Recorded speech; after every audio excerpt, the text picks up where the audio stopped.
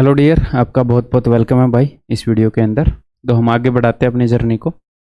जो क्वाड्रिलेटरल्स हैं, चतुर्भुज हैं, उसकी ये तीसरी वीडियो आ गई है। मैंने आपको बोला था कि 2 वीडियो बनेंगी, तो एक बात मैं साफ कर देता हूँ कि जो मैंने वो बोला था इसकी इतनी वीडियो बनेंगी, इसकी इतनी वीडियो बनेंगी, तो मैं उसको फॉलो करने की कोशिश नहीं करूँगा।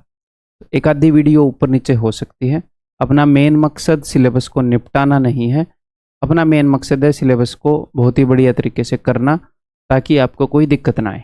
एक बार पढ़ें, तसल्ली से पढ़ें, ठीक है। तो एक आधी वीडियो अगर ऊपर नीचे हो गई तो कोई दिक्कत नहीं है, हम अपने मेन मकसद को डिफाइन नहीं कर सकते, ठीक है भाई। चलिए स्टार्ट करते हैं। तो नेक्स्ट जो क्वेश्चन आएंगे वो रेक्टेंगल के ऊपर आएंगे। थ्योरी मैं पहले बता चुका हूँ, तो थ्योरी को एक बार रिवाइज कर लो पहले। अगर आपने कहीं पर लिखी है तो वहाँ से कर लो, नहीं तो जो नोट्स अवेलेबल है वहाँ से कर लो, ठीक है। चलिए जी आगे बढ़ते हैं फिर। Q is a point in the interior of a rectangle ABCD, ठीक है जी। एक रेक्टेंगल है ABCD,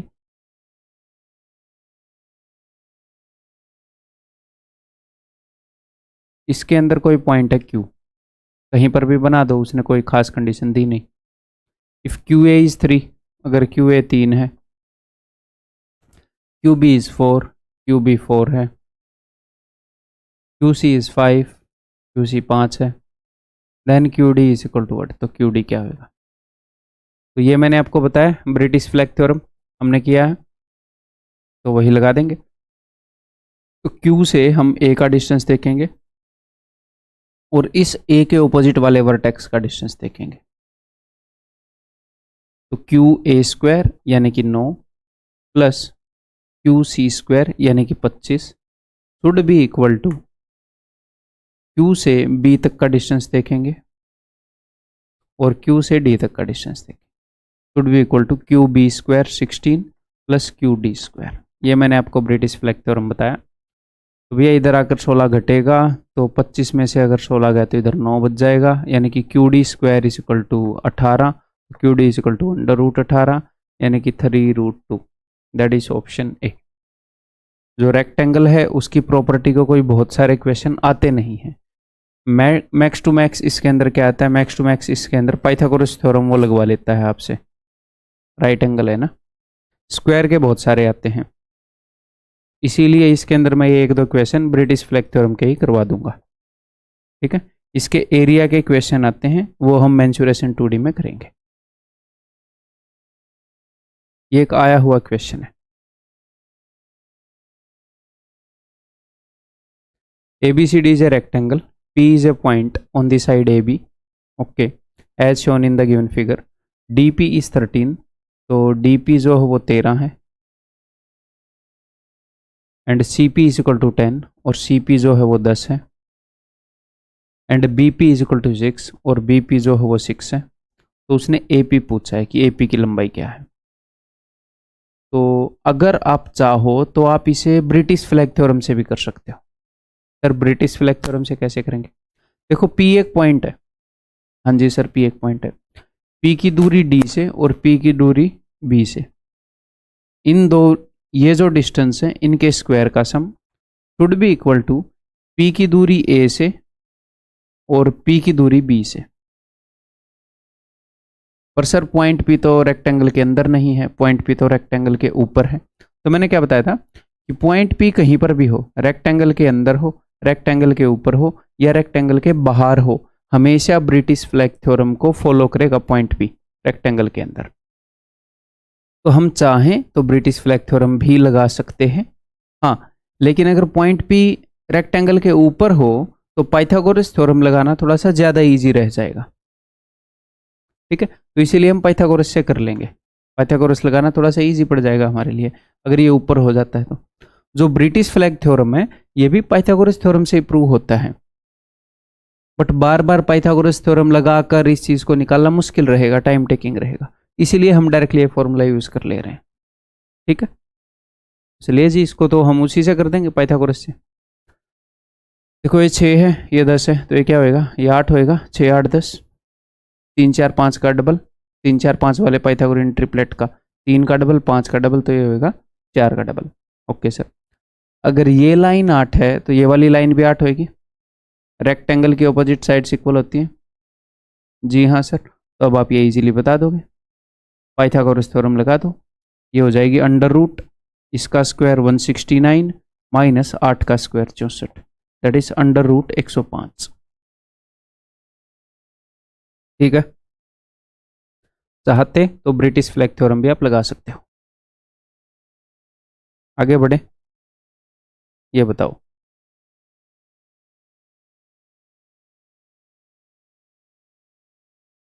Two friends A and B are standing at one corner of a rectangular ground. एक rectangular ground है, इसके एक कॉर्नर पर खड़े हैं। ओके जी। By the time A runs along two adjacent sides of the rectangle, ये यहाँ पर खड़े हैं। जब तक A जो है वो रन करता है दो एडजेसेंट साइड्स ऑफ रेक्टेंगल पे, to reach the opposite corner, ये ऑपोजिट कॉर्नर है। अगर ये यहाँ पर खड़े हैं तो वो वाला कॉर्नर जो है वो ऑपोजिट है, ये वाला। ठीक है, ये बोल रहे हैं जब तक ए यहां से ऐसे दौड़ के जाता है ऑपोजिट कॉर्नर पर, ए यहां से जा रहा है, B can reach there along the diagonal path, और बी जो है वो इस डायगोनल विकर्ण के थ्रू वहां पर पहुंच जाता है, तो बी ये वाला रास्ता ले रहा है। Okay, find the ratio of length and breadth of that rectangular ground, तो इसकी लंबाई और चौड़ाई का रेशियो बताओ। बताओ, कोशिश करो। हिंट दूं? हिंट ये है कि भैया सेम टाइम के अंदर ये यहाँ से यहाँ तक का डिस्टेंस कवर कर रहा है, और सेम टाइम के अंदर ये यहाँ से यहाँ तक का डिस्टेंस कवर कर रहा है। तो अगर टाइम सेम है तो क्या रिलेशन करेंगे टाइम एंड डिस्टेंस में? अगर भैया सेम टाइम के अंदर एक बंदा डबल डिस्टेंस भाग जाता है तो इसका मतलब क्या है, उसकी स्पीड डबल है। 3 गुना डिस्टेंस भाग जाता है सेम टाइम में दूसरे बंदे से, यानी कि 3 गुना स्पीड है। ठीक है, इससे इनकी स्पीड का रेशियो तो पता ही है, डिस्टेंस का रेशियो आ जाएगा। उसके बाद पाइथागोरस थ्योरम लगा सकते हो। हिंट दे रहा हूं मैं, मेरे बताने से पहले ट्राई कर लो, उसके बाद क्या बोलते हैं ऑप्शन यूज कर सकते हो। चलिए ऐसे करते हैं, देखो ए ऐसे भाग के गया है और बी ऐसे भाग के गया है। ठीक है, ए ऐसे गया है, बी ऐसे गया है। ठीक है, तो सेम टाइम में इन्होंने डिस्टेंस कवर किया है। हाँ जी सर। तो अगर टाइम कांस्टेंट है तो जो इनकी स्पीड का रेशियो है और जो इनके डिस्टेंस का रेशियो है वो सेम होएगा। क्यों? आप ऐसे समझ सकते हो, टाइम एंड डिस्टेंस में आपने समझा है कि भैया अगर सेम टाइम दे दूं मैं दो लोगों को, तो जिसकी अगर डबल स्पीड है तो वो डबल डिस्टेंस भाग जाएगा, जिसकी अगर ट्रिपल स्पीड है दूसरे के कंपैरिजन में तो वो ट्रिपल डिस्टेंस भाग जाएगा। तो अगर एक की स्पीड 100 है तो दूसरे की स्पीड इसने 140 बता रखी है। वैसे अगर वो नहीं भी बताता तो किसकी स्पीड ज़्यादा होती? ए की स्पीड ज़्यादा होती, क्योंकि भैया वो बी से लंबा डिस्टेंस कवर कर रहा है। ट्रायंगल पी क्यू आर के अंदर sum of two sides is always greater than third side, ये डिस्टेंस ज़्यादा होएगा हमेशा। ठीक है, ये ए की स्पीड है, बी की स्पीड है। अगर वो ये भी नहीं बताता कि ए की ज़्यादा है, ये बता देता एक 40% फास्टर है, तो इनकी स्पीड का रेशियो और इनके डिस्टेंस का रेशियो है 5:7। ठीक है, यानी कि बी ने जो डिस्टेंस कवर किया अगर वो 5 यूनिट है, ए ने जो डिस्टेंस कवर किया वो 7 यूनिट है। ठीक, तो यहाँ पर आपके पास दो वो हैं चीज़ें। क्या चीज़ें हैं कि आप ये करो, ये जो 7 है इसको इस रेशियो में तोड़ लो, या तो मतलब कि मैं बोल रहा हूँ ऑप्शन यूज़ कर लो। उसने बोला लंबाई और चौड़ाई का रेशियो 3:2, तो 7 को 3:2 रेशियो में तोड़ लो और देख लो कि भैया ये सेटिस्फाई कर रहे हैं कि नहीं पाइथागोरस थ्योरम। ठीक है, तो 7 को 3:2 रेशियो में तोड़ना तो मुश्किल होएगा, तो फिलहाल के लिए रहने दो। 7 को 4:3 रेशियो में तोड़ो, तो 4:3, 4 और 3 का सम है 7, तो ये 4 हो जाएगा तो ये 3 हो जाएगा। 3 4 5 पाइथागोरस थ्योरम फॉलो कर रहे हैं? जी हाँ कर रहे हैं, that's it your answer. Sir अगर हम ऐसे ना करना चाहें, अगर आप ऐसे ना करना चाहो तो क्या करना पड़ेगा? तो इसको x मान लो, इसको 7 - x मान लो और पाइथागोरस थ्योरम लगा दो। इसका स्क्वायर प्लस इसका स्क्वायर इज इक्वल टू इसका स्क्वायर, और x की वैल्यू आ जाएगी। ठीक है, क्लियर है? आगे बढ़ जाऊं?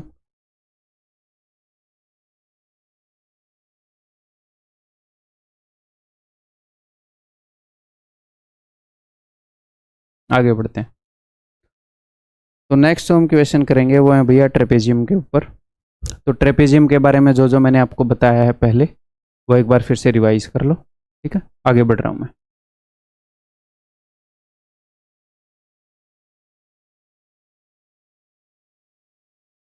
If the parallel sides of a trapezium are 8 centimetre and 4 centimetre.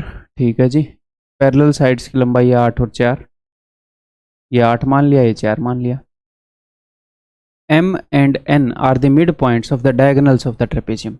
ये डायगोनल्स हैं, ये इस डायगोनल का मिड पॉइंट है, ये इस डायगोनल का मिड पॉइंट है। ओके जी। Then the length of M N is, तो एम एन की लंबाई क्या होगी? तो ये वही लाइन है, अगर मैं आपको बोलूं, अगर मैं इस लाइन को एक्सटेंड करूं तो पहले मैं बता चुका हूं कि यहाँ पर भी ये मिड पॉइंट पर ही काटेगी। तो दोनों कंसेप्ट में रिवाइज करवा देता हूं। तो अगर वो आपसे पी क्यू की लंबाई पूछता तो पी क्यू की लंबाई होती 8 + 4/2 यानी कि 6, और एम एन की लंबाई है 8 - 4/2 यानी कि 2। ठीक है भाई, दोनों के ऊपर डायरेक्ट क्वेश्चन आए हुए हैं, बहुत बार आए हुए हैं। आगे बढ़ते हैं, ये बताओ in trapezium A B C D,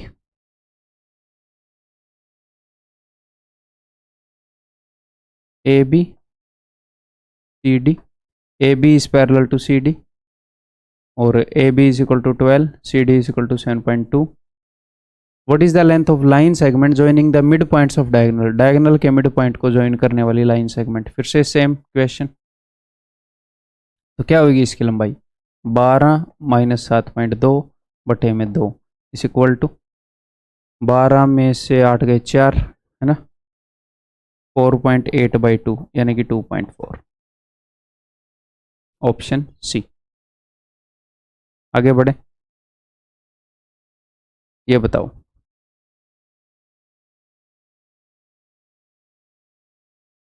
try करो एक बार खुद।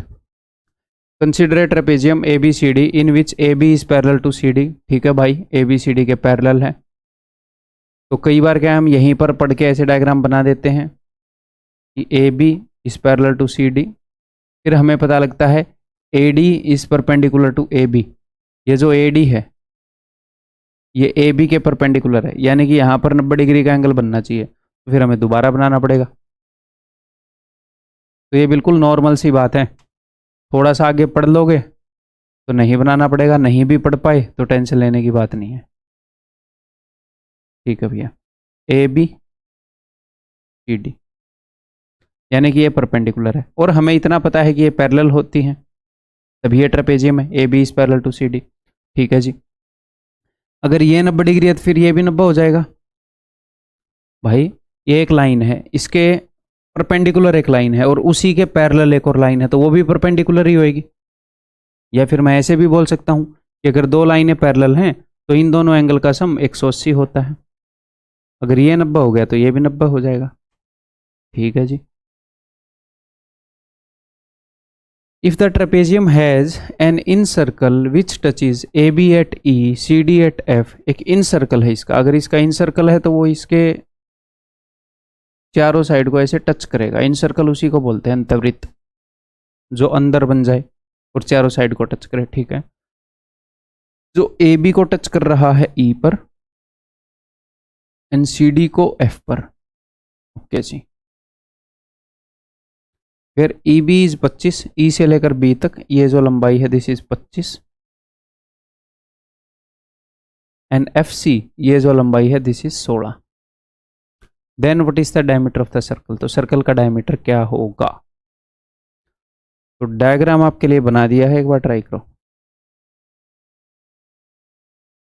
देखो ये फिगर कैसी है वो मैं आपको बताता हूँ। अगर आपके पास एक रेक्टेंगल है ना, और उसके 3 साइड को आप ऐसे टच कराना चाहो, सर्कल बनाओगे, ऐसे बनेगा, और सर्कल का जो डायमीटर है वो ये होएगा। सर्कल का जो डायमीटर है वो ये होएगा, जो इस रेक्टेंगल की चौड़ाई होएगी, इस वाली साइड के बराबर होएगा डायमीटर। क्यों? क्योंकि किसी भी सर्कल के अंदर अगर आप इसे डायमीटर बना दोगे और उसके यहाँ पर आपने एक टेंजेंट बना दिया, ये इसके परपेंडिकुलर हो गया, और यहाँ पर एक टेंजेंट बना दिया, ये इसके परपेंडिकुलर हो गया। तो इन दोनों पैरेलल लाइन के बीच का जो डिस्टेंस है वो डायमीटर होएगा। आप ये ऐसे मान सकते हो कि मान लो आपने एक सिक्का रख दिया, 1 रुपए का कॉइन रख दिया, उसके इधर ऐसे सीधी लाइन खींचती और उसी के पैरेलल इधर लाइन खींचती, तो इन दोनों लाइन के बीच में जो डिस्टेंस होएगा कितना होएगा? इन दोनों लाइन के बीच में जो डिस्टेंस होएगा ये होएगा इसके डायमीटर के बराबर, 2r के बराबर, अगर ये लाइनें पैरेलल हैं तो यहाँ पर ए डी की जो लंबाई है वही लंबाई ई एफ की है। ठीक है, ये भी 90 डिग्री बनाएंगे।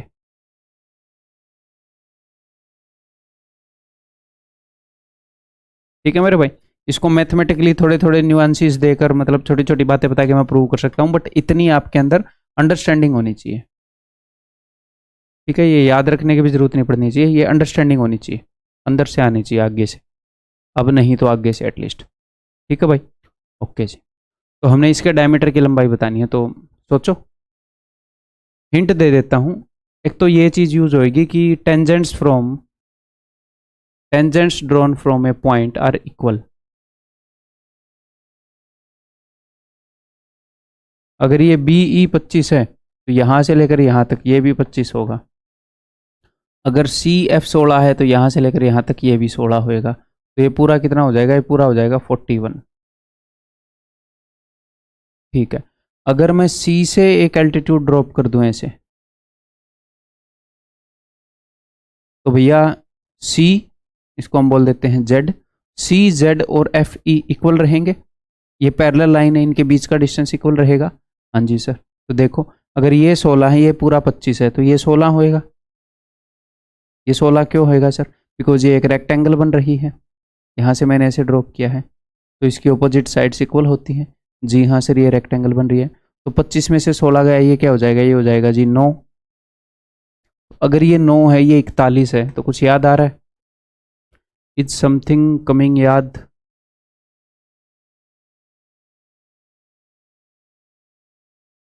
नौ, 40, 41, पाइथागोरियन ट्रिपलेट, तो ये क्या हो जाएगा? ये 40 हो जाएगा, और इसका डायमीटर कितना हो जाएगा? 40 हो जाएगा। अगर वो आपसे ए डी की लंबाई भी पूछता तो 40 हो जाएगी। ठीक है, तो आंसर इज ऑप्शन डी। ठीक है, आगे बढ़ता हूँ भाई।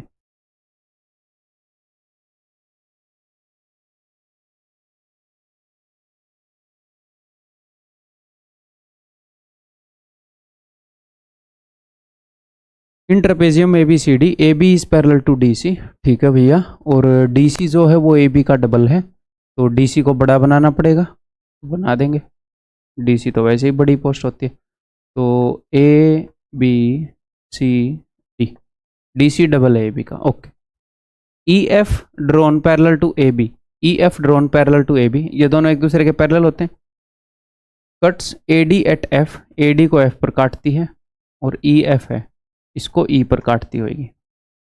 ठीक है, such that B E is to E C is 3:4, B E is to E C इनका रेशियो है, अगर ये 3 है तो ये 4 होएगा। Find A B is to F E, A B is to F E हमें बताना है, A B is to F E. सोचो एक बार, करो, फिर उसके बाद बहुत ही मज़ेदार चीज़ बताऊंगा। इन चीज़ों को एक ऐसे फॉर्मूले से कटवाया जाता है कि बच्चों को रटना पड़ता है। मैं आपको ऐसी अंडरस्टैंडिंग दूंगा कि मज़ा आ जाएगा आपको। देखो भाई, नंबर 1, इसको आप कंपेयर करो इस चीज़ से। अगर आप एक ट्रायंगल के बेस के पैरेलल लाइन खींच देते हो, तो इसको जिस रेशियो में वो बांटती है उसी रेशियो में इसको बांटती है। ये क्लियर है? तो ये याद रखने में आसानी होगी। अगर ये एक ट्रेपेजियम है, उसके बेस के पैरेलल एक लाइन खींचते हो, या फिर मैं ये बोलूँ कि दोनों के पैरेलल एक लाइन खींचते हो, क्योंकि ये दोनों पैरेलल होती हैं। जो चीज़ें मैं अभी बताऊंगा उसको प्रूव भी किया जा सकता है, बट एट द एंड याद ही रखना पड़ेगा। तो मैं प्रूव करवाने में टाइम वेस्ट नहीं करूंगा। और प्रूव कैसे किया जाएगा? सिमिलरिटी से ही किया जाएगा। ठीक है, कोई बड़ी चीज़ नहीं लगेगी, मैं डायरेक्टली बहुत ही प्यारी भाषा में आपको बता दूंगा यहाँ पर। ठीक है, या फिर इसको एक अलग पेज पर बता दूं, यहाँ पर बता देता हूँ, फिर अलग पेज पर देख लेंगे। तो अगर ये रेशियो 3:4 है तो ये रेशियो भी 3:4 होगा। ओके जी, अगर ये 3 है तो ये क्या होएगा? 4 होएगा। ठीक है, और एक और बात देखो, अगर 3 लाइनें पैरेलल हैं, तो अगर ये वाला हिस्सा अगर ये 3a है और ये 4a है तो ये भी 3a और 4a होगा। चलो ये तो सिमिलरिटी की जरूरत ही नहीं पड़ी हमें, ये तो उसी से प्रूव हो गया अपना, वो वाला होता है ना, क्या बोलते हैं उसको, इक्वल इंटरसेप्ट थ्योरम, क्योंकि सिमिलरिटी भी उसी का एक हिस्सा होता है। अगर मैं एक सीधी लाइन बना दूं ऐसे, अगर मैं एक सीधी लाइन बना दूं तो ये क्या होगी, ये होगी इनकी हाइट। कोई भी लाइन खींच लो भैया, ये तो हमने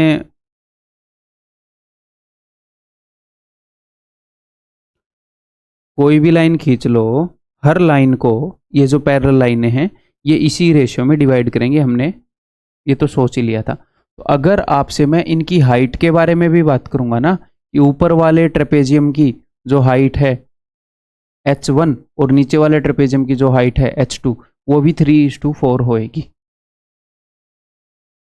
ठीक है, अब एक और बात के ऊपर जिक्र करते हैं।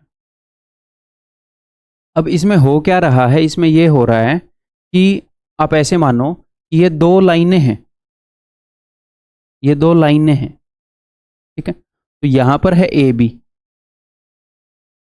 और यहां पर है सी डी। आप इसको एक सीढ़ी की तरह मान लो, जिस सीढ़ी के ऊपर हम चढ़ते हैं, तो सीढ़ी के ऊपर ये डंडे लगे हुए हैं, इन्हीं के ऊपर पैर रख के चढ़ते हो, जो सीढ़ी होती है जो दीवार के ऊपर लगती है। आप ऐसे मान लो ऐसी सीढ़ी है, ठीक है सर। तो इस सीढ़ी के जितने नीचे मैं डंडे लगाता जाऊंगा उतने ही लंबे होते जाएंगे, ठीक है जी। तो मैं जस्ट ये कहना चाह रहा हूं कि जितनी नीचे आप आते जाओगे उतनी ही लंबाई बढ़ती जाएगी, उतनी ही लंबाई बढ़ती जाएगी, और जितनी ज्यादा नीचे आ जाओगे लंबाई उतनी ही ज्यादा बढ़ती जाएगी। तो जितनी नीचे आप जा रहे हो और लंबाई कितनी बढ़ रही है, इनके बीच में एक रिलेशन होता है, इनके बीच में एक रिलेशन होता है। अगर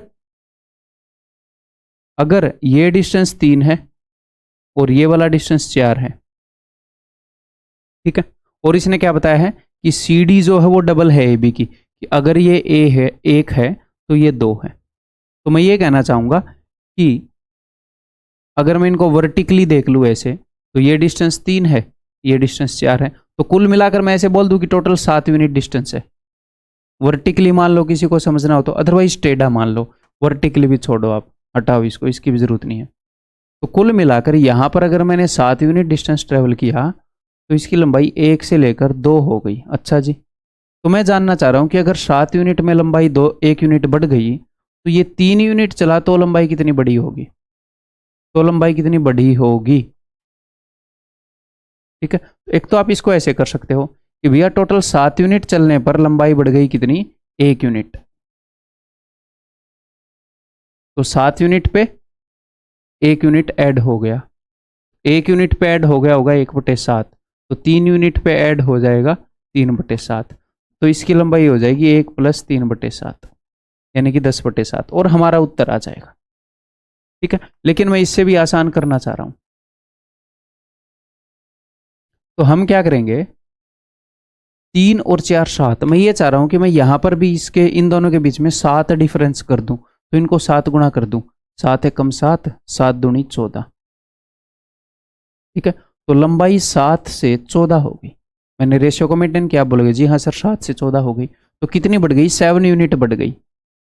यहां पर भी 7 यूनिट है, यहां पर भी 7 यूनिट है, तो 7 डिस्टेंस में 7 यूनिट बढ़ गई। तो 3 में 7 और 3 10 बढ़ जाएगी। देखो 3 में 3 बढ़ गई, 4 में 4 बढ़ गई। तो अगर ये 7 है तो ये 10 है, तो ये 14 है।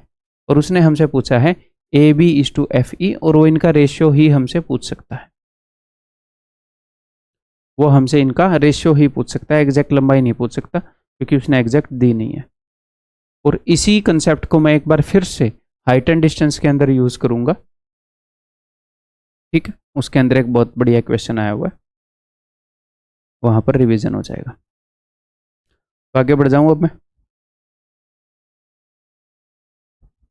तो नेक्स्ट फिगर है भैया काइट। काइट के ऊपर क्वेश्चन आते नहीं हैं, एक भी क्वेश्चन काइट टाइप का आया नहीं है।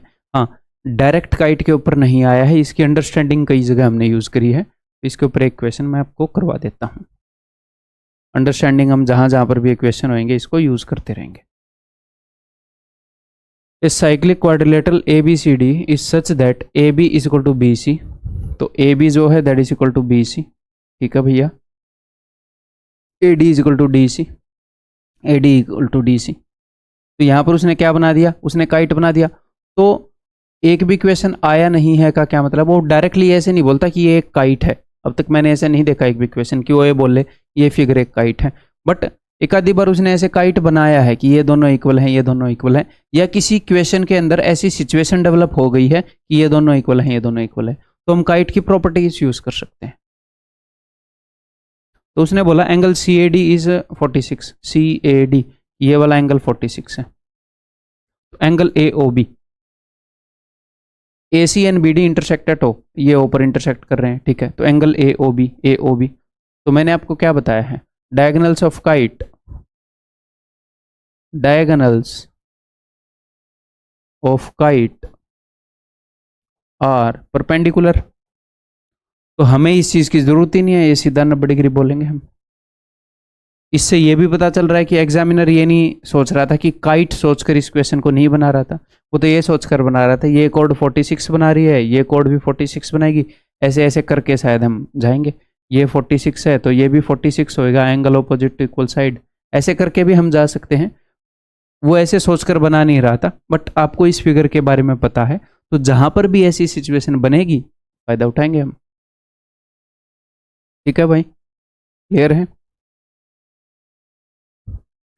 अब हम करेंगे भैया क्वाड्रिलेटरल के कुछ मिसलेनियस क्वेश्चंस। इनके अंदर थोड़ी सी और अपनी अंडरस्टैंडिंग को बढ़ा लेंगे, एक फाइनल टच दे देंगे क्वाड्रिलेटरल की अंडरस्टैंडिंग को, ठीक है। उसके बाद ये टॉपिक फिनिश, अगला टॉपिक पॉलीगन स्टार्ट। ये एक बड़ा सा क्वेश्चन है, हल्के में मत लेना, 6 क्वेश्चन है इसके अंदर। Which quadrilateral is formed by joining the midpoints of all the sides of a quadrilateral? ये बोल रहा है कौन सी क्वाड्रिलेटरल बनती है अगर हम किसी क्वाड्रिलेटरल के किसी भी चतुर्भुज के, तो इसकी कोई खास प्रॉपर्टी नहीं है, कोई भी आम चतुर्भुज है, कैसा भी टेढ़ा तिरछा बना लो, अगर उसके मिड पॉइंट को जोड़ेंगे तो उनको जोड़ने से जो क्वाड्रिलेटरल बनती है वो कैसी होती है। क्या पूछ रहा है एग्जामिनर, बताता हूं, देखो। मान लो ये क्वाड्रिलेटरल है ABCD, तिरछी बना दी मैंने, ना मैंने इसको पैरेललोग्राम बनाया, ना ट्रेपेजियम बनाया, कुछ नहीं बनाया मैंने इसको, ना रोम्बस बनाया, ठीक है।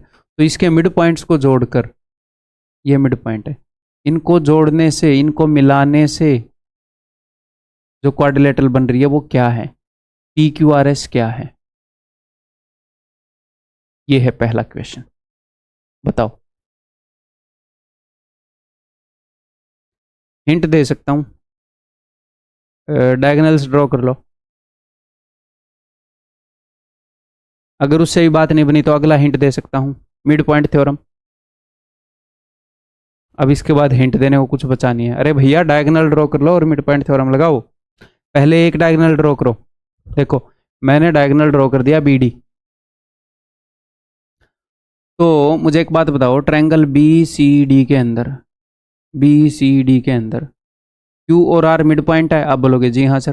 तो अगर मैं एक ट्रायंगल की दो साइडों के मिड पॉइंट को मिलाऊं तो वो जो साइड है वो तीसरी साइड के पैरेलल होएगी और उसका हाफ होएगी। तो अगर इसकी लंबाई मैं 2x मान लूँ तो इसकी लंबाई x होएगी। आप बोलोगे जी हाँ सर, x हो जाएगी और ये दोनों पैरेलल हो जाएंगी।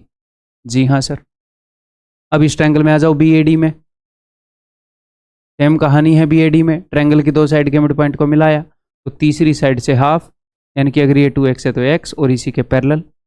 ऑपोजिट साइड इक्वल और पैरेलल हो गई इस क्वाड्रिलेटरल की। भैया इक्वल भी हो गई और पैरेलल भी हो गई, तो इसका मतलब क्या है? इसका मतलब पैरेललोग्राम बन गया। ठीक है सर, बट ये भी तो हो सकता है रेक्टेंगल बन जाए। भाई रेक्टेंगल की भी तो ऑपोजिट इक्वल और पैरेलल हैं, तो इन साइड के बीच का एंगल भी देखना पड़ेगा। सर एंगल कैसे देखेंगे? देखो दूसरे डायगोनल को ड्रॉ कर लो।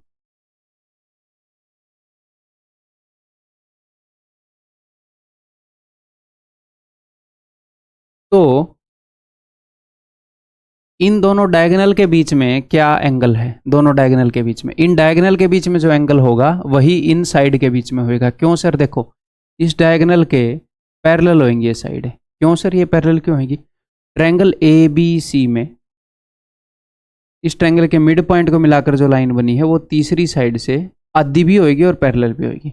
इससे हाफ भी होएगी, ऐसे ही ट्रायंगल ADC में S और R मिड पॉइंट है, मिड पॉइंट को मिलाकर बनी लाइन तीसरी साइड के पैरेलल भी और हाफ भी होगी।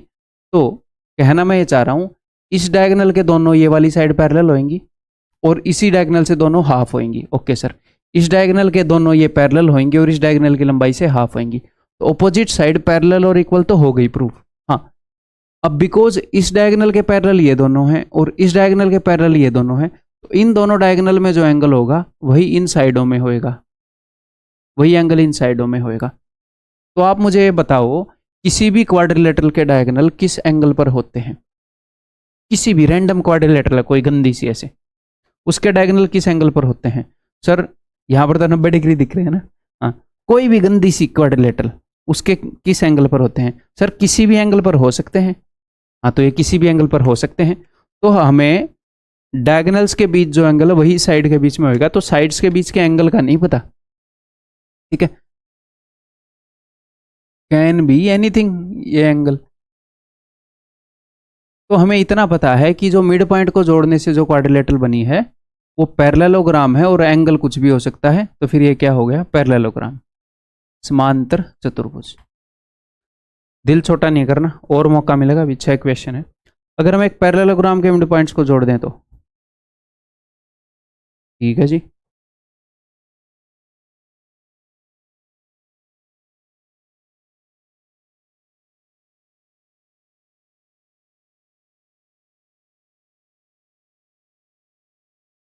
सेम राम कहानी यहां पर लगेगी, बिल्कुल सेम। देखो जरा, अगर मैं इस डायगोनल को खींच दूं तो ट्रायंगल BCD में, इस ट्रायंगल में दो साइडों के मिड पॉइंट को मिलाकर जो लाइन बनी है, अगर ये 2x है तो ये x होएगी और ये इसके पैरेलल होएगी। सेम राम कहानी यहाँ पर, ये इसके पैरेलल होएगी और x होएगी ट्रायंगल BAD में, सेम जो मैंने यहाँ पर किया है। ओके सर, सेम ये वाला डायगोनल ड्रॉ कर दो, इसके पैरेलल ये वाली होएगी। क्यों? ट्रायंगल ADC में मिड पॉइंट्स को मिलाने से जो साइड बनेगी, जो लाइन बनेगी तीसरी वाली साइड के पैरेलल और उसके हाफ। तो ये SR और PQ ये इस डायगोनल के दोनों पैरेलल हैं और इससे हाफ हैं, तो दोनों इक्वल भी हो गई और आपस में पैरेलल भी हो गई क्योंकि सेम लाइन के पैरेलल हैं। ऐसे ही BD डायगोनल के हाफ हो गई ये दोनों लाइनें QR और PQ और इसके पैरेलल हो गई। ठीक, ठीक है भैया। ओके, तो ये पैरेललोग्राम तो बन गया, ऑपोजिट साइड इक्वल और पैरेलल। हम हमेशा किसी भी फिगर के मिड पॉइंट को ज्वाइन करने से जो फिगर बनेगी वो कैसी बनेगी, वो डिपेंड करती है कि उसके डायगोनल के बीच में एंगल क्या है और उसके डायगोनल इक्वल है कि नहीं। क्योंकि कितनी भी तिरछी क्वाड्रिलेटरल हो, अगर मिड पॉइंट को मिलाओगे तो पैरेललोग्राम तो बन ही जाएगा। क्यों? क्योंकि इस डायगोनल के आधी और इक्वल, इस डायगोनल के आधी और इक्वल, तो ऑपोजिट साइड तो पैरेलल, तो इस डायगोनल के आधी और पैरेलल, ऑपोजिट साइड्स तो पैरेलल और इक्वल हो गई, तो पैरेललोग्राम तो बन ही गया। अब वो कैसा पैरेललोग्राम बनेगा? रेक्टेंगल भी तो पैरेललोग्राम है, स्क्वायर भी तो पैरेललोग्राम है, रोम्बस भी तो पैरेललोग्राम है, तो कैसा पैरेललोग्राम बनेगा वो है क्वेश्चन। वो किस पर डिपेंड करेगा कि डायगोनल्स परपेंडिकुलर हैं कि नहीं, डायगोनल्स इक्वल हैं कि नहीं। तो इस चीज पर फोकस किया करेंगे हम। तो पैरेललोग्राम तो बन ही गया, डायगोनल्स तो भैया डायगोनल्स अनइक्वल है। भैया डायगोनल्स इन ए पैरेललोग्राम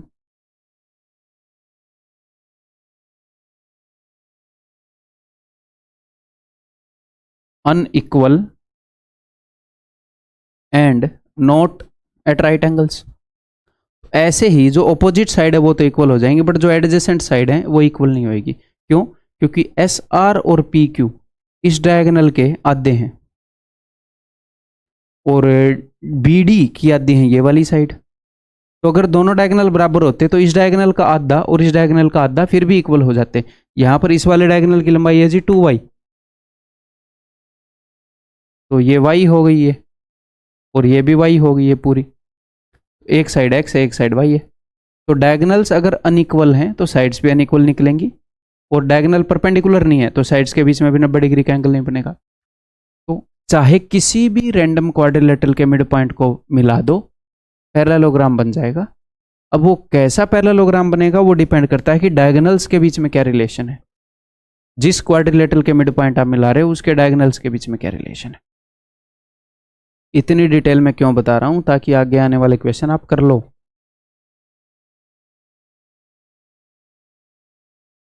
यहाँ पे जगह है क्या, ट्राई करते हैं।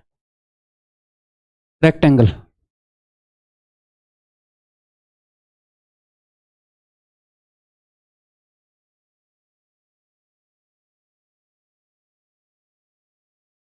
मिड पॉइंट्स हैं पी क्यू आर एस, ठीक है। तो अगर मैं ये वाला डायगोनल बनाऊं तो इस डायगोनल से आधी ये होएगी, ठीक है सर। अगर इस डायगोनल की लंबाई है भैया 2x, तो इसकी लंबाई x हो जाएगी और इसके पैरेलल हो जाएगी। ऐसे ही इसकी लंबाई भी x हो जाएगी और ये इसके पैरेलल हो जाएगी। तो ऑपोजिट साइड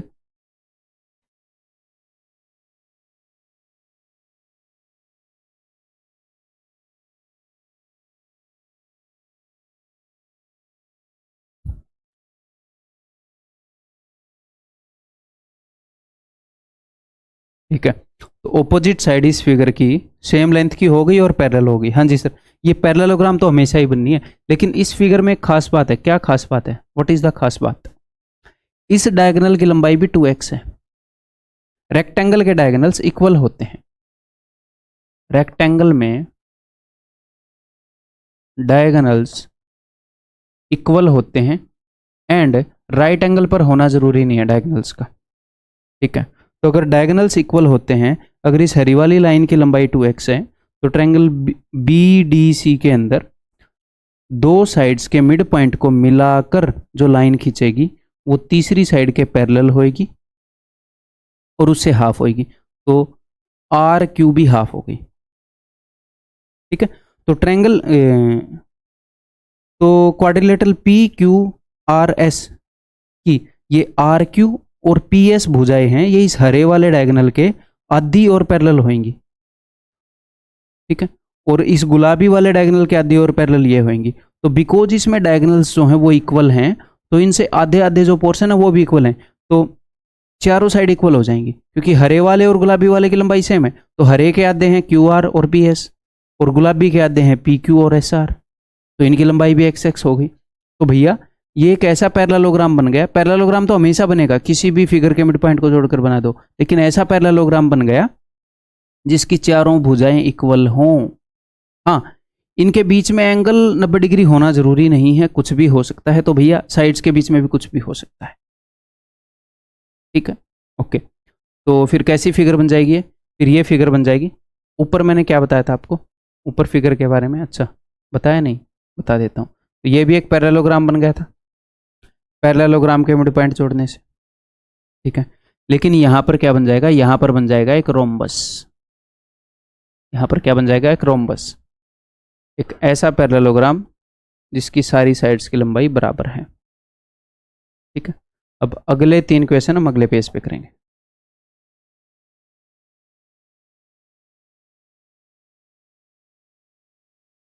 नेक्स्ट ये पूछ रहे हैं कि रोम्बस के मिड पॉइंट को जोड़ने से क्या बनेगा?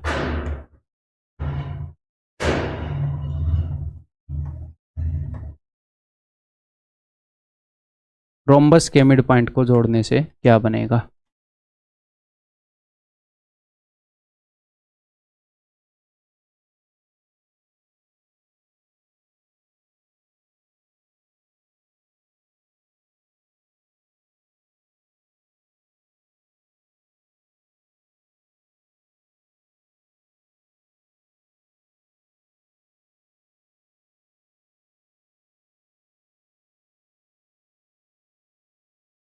रोम्बस समचतुर्भुज के डायगोनल्स क्या होते हैं भाई? इसके डायगोनल्स होते हैं इक्वल या नहीं, अनइक्वल होते हैं, not equal and perpendicular. Equal नहीं होते रोम्बस के, पिचका हुआ है तो एक लंबा होता है, और लेकिन परपेंडिकुलर होते हैं। जी हाँ सर।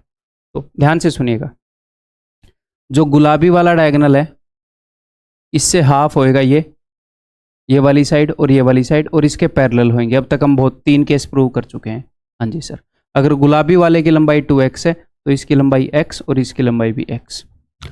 अगर हरे वाले डायगोनल की लंबाई 2y है तो ये जो है ये इसके पैरेलल भी होंगी, ये दोनों, और इससे हाफ भी होंगी, इनकी लंबाई होगी y y। तो बिकॉज डायगोनल्स की लंबाई सेम नहीं है तो ऑपोजिट साइड, ये जो एडजेसेंट साइड है इनकी लंबाई सेम नहीं होगी, चारों साइड की लंबाई सेम नहीं होगी, ऑपोजिट की तो ऑफ कोर्स सेम होगी। लेकिन डायगोनल्स परपेंडिकुलर हैं, दोनों डायगोनल्स परपेंडिकुलर हैं, तो साइड्स के बीच में भी 90 डिग्री का एंगल होएगा। ठीक है मेरे भैया, ठीक है। क्यों सर?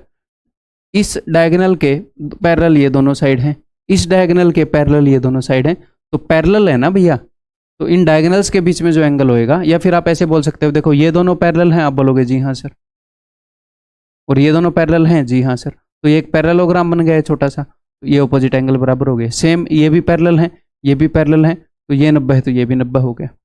बट उसकी जरूरत नहीं होनी चाहिए, क्योंकि साइड्स डायगोनल्स के पैरेलल हैं, तो जो भी पैरेलल, साइड्स डायगोनल्स के पैरेलल हैं, दो साइड एक डायगोनल के पैरेलल हैं, दो साइड एक डायगोनल के, तो जो भी डायगोनल्स के बीच में एंगल बनेगा वही साइड्स के बीच में बनेगा, तो साइड्स के बीच में भी 90 डिग्री का एंगल बन गया। तो ये कैसी फिगर हो गई कि ऑपोजिट साइड इक्वल है और पैरेलल है, एडजेसेंट साइड इक्वल नहीं है, चारों साइड इक्वल नहीं है, बट 90 डिग्री का एंगल है, तो ये बन गई भैया एक रेक्टेंगल। क्या बन गई? एक रेक्टेंगल। तो क्या सर हमें ये रटना है कि रोम्बस के मिड पॉइंट को जोड़ने से जो फिगर बनती है वो रेक्टेंगल है? नहीं, रटना होता तो क्या इतना जोर लगाकर अब तक समझा रहा होता? सिर्फ एक चीज याद रखनी है कि चाहे फिगर कैसी भी हो, अगर मिड पॉइंट को जोड़कर कोई फिगर बनाओगे तो पैरेललोग्राम ही बनेगा। सिर्फ इसको याद रख लेना ताकि ये चीज बार बार प्रूव ना करनी पड़े। उसके बाद वो पैरेललोग्राम बनेगा कैसा, वो डिपेंड करता है डायगोनल्स पर, तो इतना ध्यान रखना कि डायगोनल पर डिपेंड करता है, बस वो तो आप 2 सेकंड में निकाल लोगे बना के। नेक्स्ट क्वेश्चन है स्क्वायर। स्क्वायर के डायगोनल्स को, स्क्वायर के मिड पॉइंट को ज्वाइन करने से क्या बनेगा?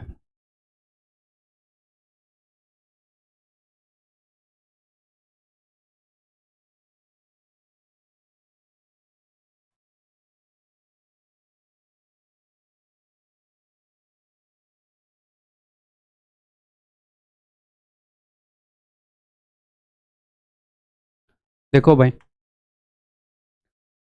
ये जो डायगोनल है इसके हाफ होंगे और पैरेलल होंगे दोनों, आप समझ चुके, तो ऑपोजिट वाले इक्वल हो गए। हाँ जी सर। ये जो डायगोनल है इसके पैरेलल होंगे ये दोनों और इसके हाफ होंगे तो ऑपोजिट वाले इक्वल हो गए। जी हाँ सर। और स्क्वायर की क्या खासियत है? Diagonals in a square, diagonals in a square are equal and perpendicular. Equal भी होते हैं, परपेंडिकुलर भी होते हैं। तो डायगोनल्स परपेंडिकुलर हैं तो सारी साइड से परपेंडिकुलर हो जाएंगी। ठीक है सर, परपेंडिकुलर हो गई। और डायगोनल बराबर हैं, गुलाबी वाले के हाफ ये दोनों साइडें हैं, हरे वाले के हाफ ये दोनों साइडें हैं। गुलाबी और हरे वाला बिकॉज इक्वल हैं तो इनके हाफ हाफ जो साइड हैं वो भी सारी इक्वल हो जाएंगी, चारों साइडें इक्वल हो जाएंगी। तो फिर ये फिगर क्या बन गई? चारों एंगल 90 के, चारों साइड इक्वल, तो ये बन गया एक स्क्वायर। स्क्वायर के मिड पॉइंट को जोड़ने से बन जाता है एक स्क्वायर। ठीक है। अब अगर हम आइसोस्केलस ट्रेपेजियम, आइसोस्केलस ट्रेपेजियम क्या होता है बता दूंगा। आइसोस्केलस ट्रेपेजियम के मिड पॉइंट्स को जोड़ें तो क्या बनता है? लेट अस सी।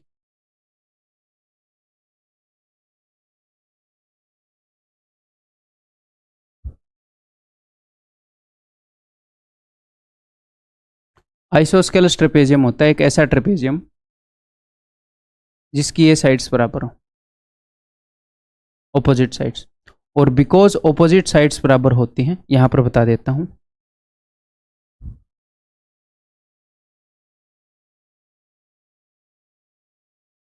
समद्विबाहु समलंब के अंदर ये दोनों साइड बराबर होंगी और ये एंगल भी बराबर होंगे और ये दोनों एंगल भी बराबर होंगे। और या एक ही जगह पर कर देता हूं, ये एंगल थीटा है तो ये 180 माइनस थीटा होएगा, ये भी 180 माइनस थीटा हो, क्योंकि इन दोनों का सम 180 होता है ना, ये पैरेलल है। ये है आइसोस्केलस ट्रेपेजियम। ठीक है भाई, तो ये कुछ ऐसा ट्रेपेजियम। तो चलिए इसके मिड पॉइंट्स को जोड़ते हैं।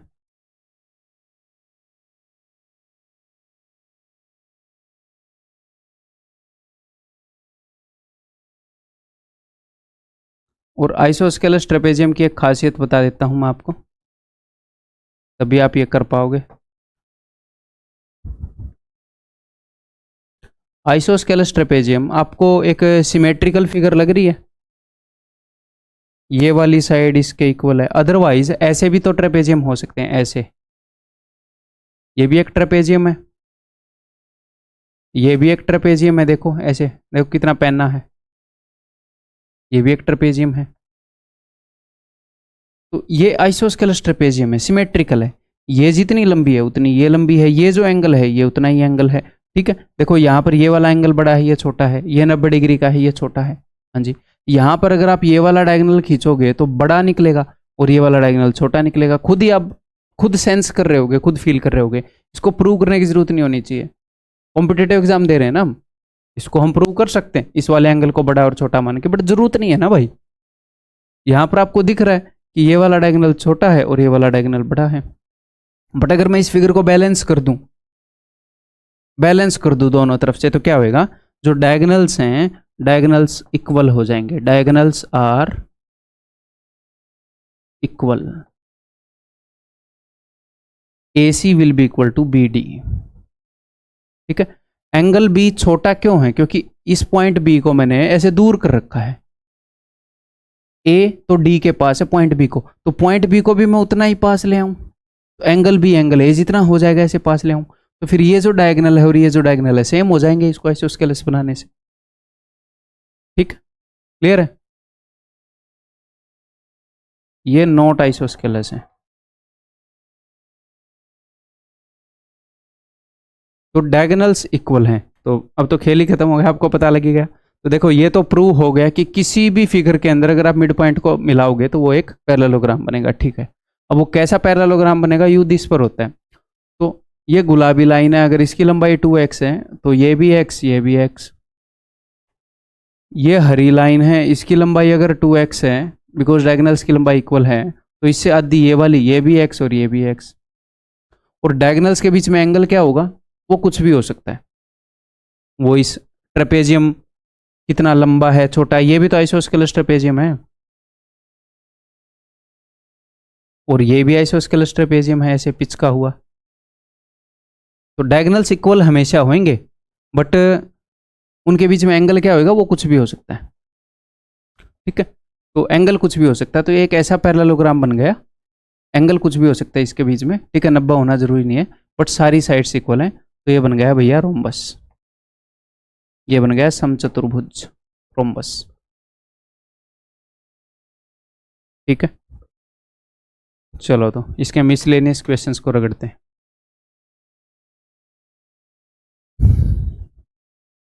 Which of the statements given below is are correct for quadrilateral, किसी भी क्वाड्रिलेटरल के लिए कौन सी करेक्ट है। The line segments joining the midpoints of two pairs of opposite sides, joining the midpoints of two pairs of opposite sides bisect each other at the point of intersection। देखते हैं क्या बोल रहा है। या मैंने कोई भी रैंडम क्वाड्रिलेटरल बना ली, ये बोल रहा है the line segments joining the midpoints of the two pairs of opposite sides। अच्छा, two pairs of opposite sides, इनके अगर मिड पॉइंट मान लो this is equal to this, this is equal to this, इनके मिड पॉइंट्स को जोड़ने से जो लाइन सेगमेंट बनती है, okay. Two pairs of opposite side, दो पेयर हैं, एक तो ये वाला जोड़ा है और एक ये वाला जोड़ा है ऑपोजिट साइड्स का, ठीक है। इनके मिड पॉइंट को भी जोड़ देते हैं भैया, ये लो, ये वाला हिस्सा इसके इक्वल है, ये लो, okay. Bisect each other at the point of intersection, तो ये जो हमने लाइन सेगमेंट जोड़ी हैं पी आर और क्यू एक्स, ये एक दूसरे को इस पॉइंट पर, मान लो ये पॉइंट ओ है, एक दूसरे को बाइसेक्ट करती हैं, यानी कि R O is equal to O P and O Q is equal to S O. ये बोल रहा है, ये सच है कि झूठ, पता लगाओ, सच है कि झूठ। हिंट दे दूं, किसी भी क्वाड्रिलेटरल के मिड पॉइंट्स को जोड़ने से कौन सी फिगर बनती है, किसी भी क्वाड्रिलेटरल के मिड पॉइंट को जोड़ने से, ये कोई रैंडम क्वाड्रिलेटरल है, अगर इसके मिड पॉइंट को मैंने जोड़ दिया तो कैसी फिगर बनेगी, बता दो भाई प्लीज। पैरेललोग्राम बनेगी, ये पैरेललोग्राम है, थोड़ी देर पहले प्रूव किया है, ओके। अब आप खुद कर सकते हो, अगर पी क्यू आर एस एक पैरेललोग्राम है तो पी आर और क्यू एस इसके डायगोनल्स हैं, और पैरेललोग्राम में डायगोनल्स हमेशा एक दूसरे को बाइसेक्ट करते हैं। ट्रू है ये क्या है, ये ट्रू है। अगला, the area of quadrilateral formed by joining the mid point of four adjacent sides, क्या बोल रहा है, the area of the quadrilateral formed by joining the mid point of four adjacent sides is half of the total area of the quadrilateral. देखते हैं भाई, अगर आपसे equation ना हो तो डरना नहीं है भाई, अंडरस्टैंडिंग बिल्ड कर रहे हैं, ठीक है।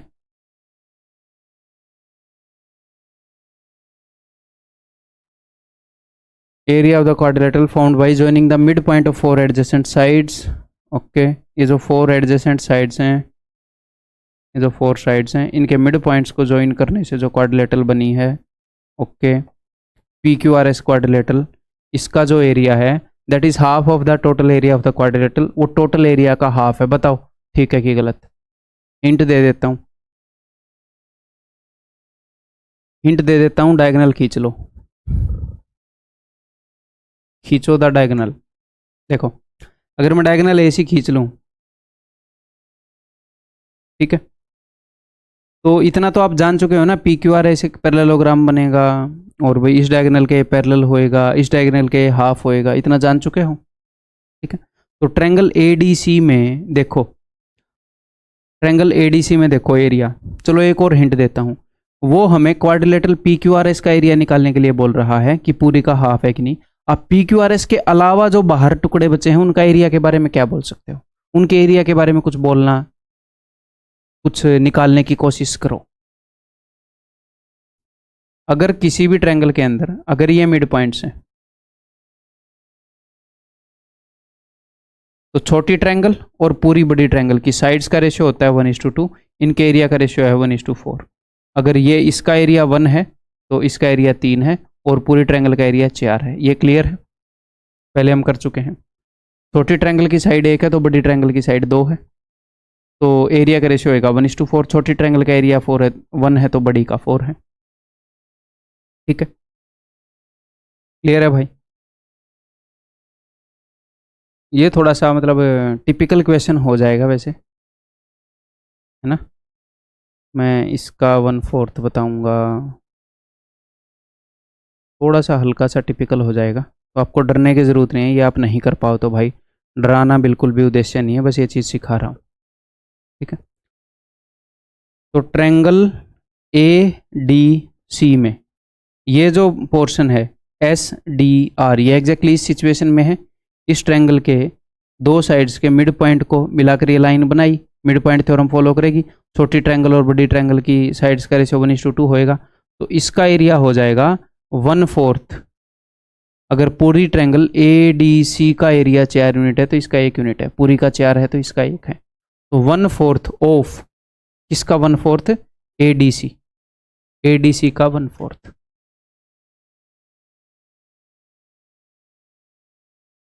एडीसी के एरिया का 1/4। ऐसे ही यहां पर इसका एरिया हो जाएगा 1/4 ऑफ, अभी मेरे दिमाग में यही आ रहा है, मैं एक बार सोच लूँ इससे कोई आसान तरीका आएगा क्या, B A C, B A सी का 1/4। तो अगर आप इन दोनों को मिला दोगे, देखो इस आधे हिस्से में 1/4 इसने कैप्चर कर रखा है, इस आधे हिस्से में 1/4 इसने कैप्चर कर रखा है, तो इन दोनों ने मिलाकर 1/4 of A B C D capture कर रखा है। अब आप बोलोगे सर 1/4 और 1/4 को जोड़कर 1/2 क्यों नहीं किया आपने, बताता हूं।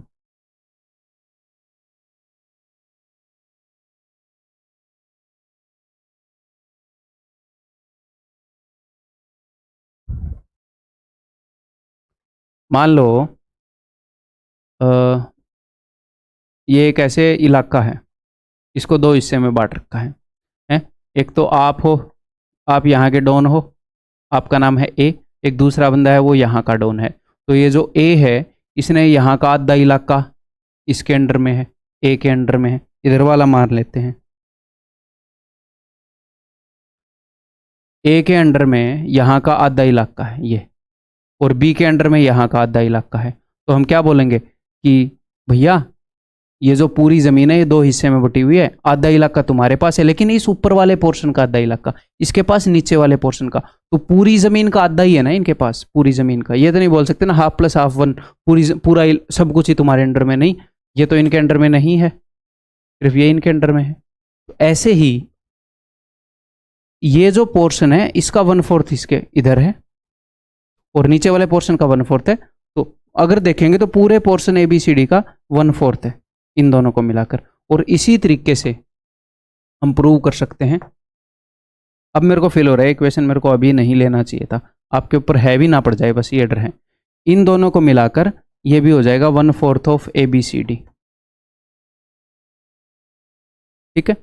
तो ABCD पूरी क्वाड्रिलेटरल का 1/4 इन दोनों ने घेर रखा है और पूरी क्वाड्रिलेटरल का 1/4 इन्होंने घेर रखा है, तो 1/4 + 1/4 हाफ इलाका घेर रखा है इन चारों ने, 1 2 3 4, तो बाकी का हाफ बचा इस क्वाड्रिलेटरल के पास, तो ये भी ट्रू है। तो बोथ 1 and 2 आर ट्रू। अब भाई इतनी सोच आपको डेवलप करनी पड़ेगी, ठीक है, इतनी अंडरस्टैंडिंग वो धीरे धीरे ही होएगी, बस अनकंफर्टेबल मत होना अननेसेसरीली।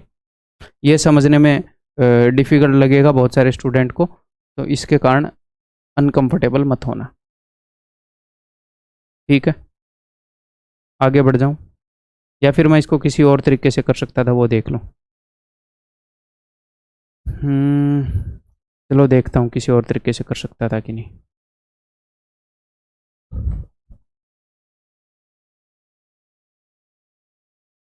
क्वाड्रिलेटरल ने कितना एरिया घेर रखा है,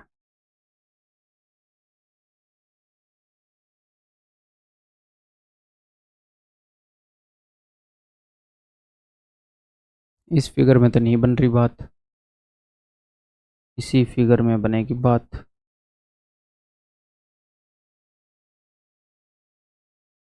ऐसे ही बनानी पड़ेगी भाई इसकी बात, ठीक है। आगे बढ़ते हैं।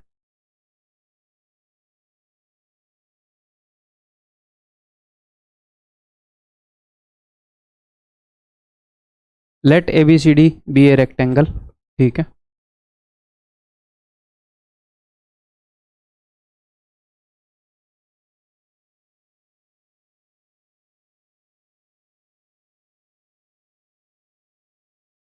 PQRS be the midpoints of side AB,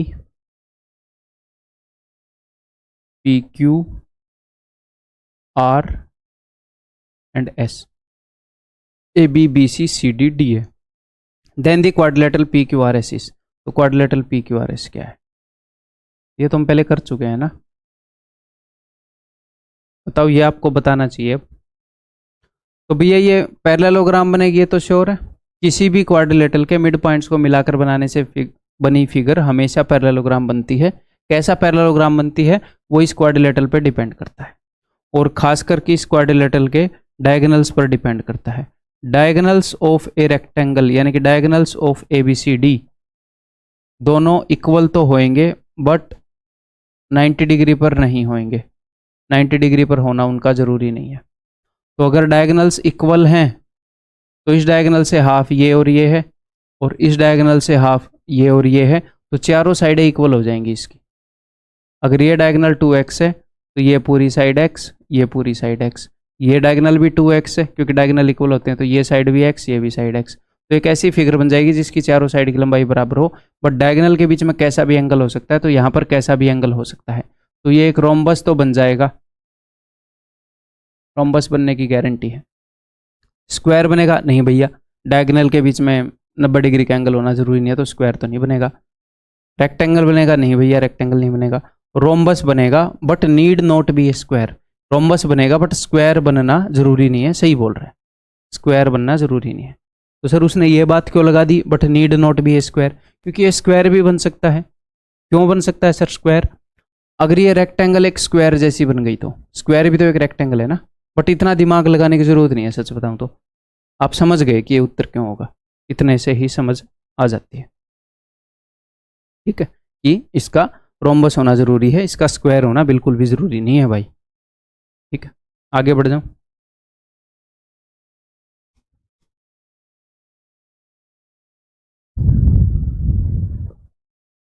ABCD is a parallelogram, ठीक है।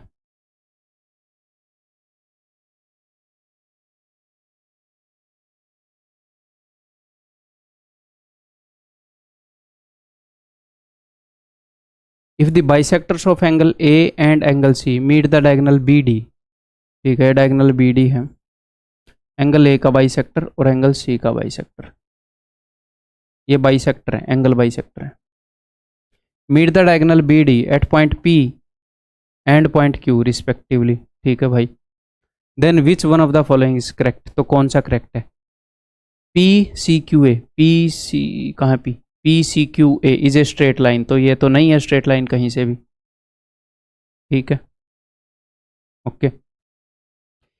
Triangle A P Q, triangle A P Q is similar to C Q P, ये पता नहीं, देखना पड़ेगा, A P is equal to C P, A P is equal to C P देखना पड़ेगा, A P is equal to A Q देखना पड़ेगा, तो बताओ क्या करें, सोचो जरा।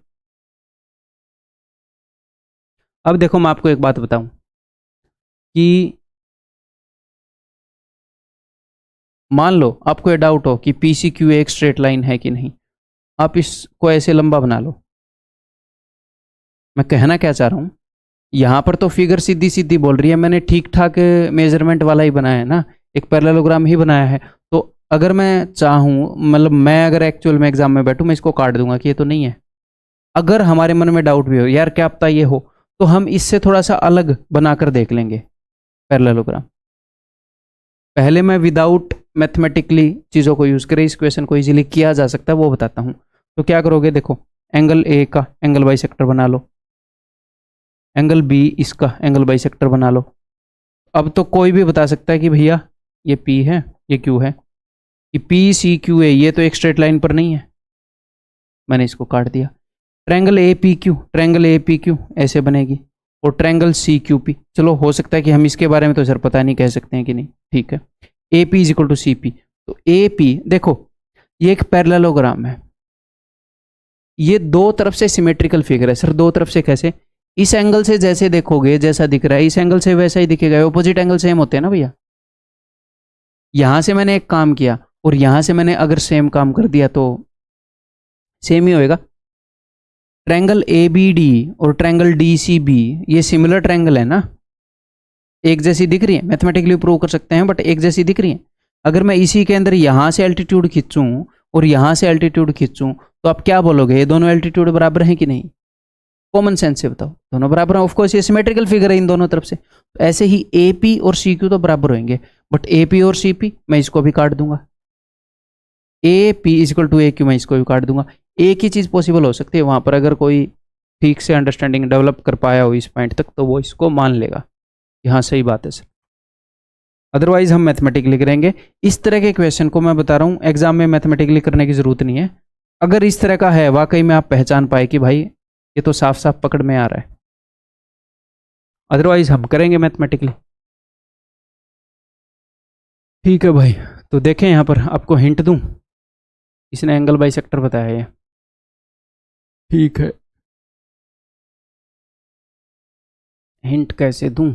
तो दो ट्रायंगल बन रही हैं जिनमें एंगल बाइसेक्टर जिनकी साइड हैं, दो ट्रायंगल बन रही हैं, मैं आपको ट्रायंगल ही बता देता हूँ, ए पी डी और सी क्यू बी, इनके अंदर कुछ कर सकते हैं क्या?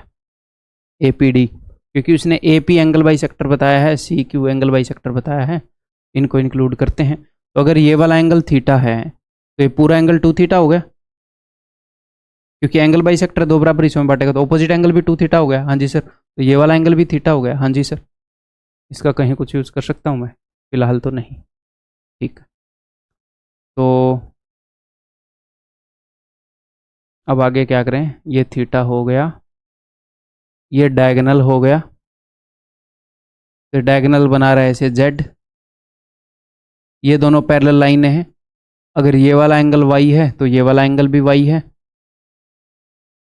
क्यों सर? ऐसे जेड बन रहा है दो पैरेलल लाइन का ऑल्टरनेट इंटीरियर एंगल, एकांतर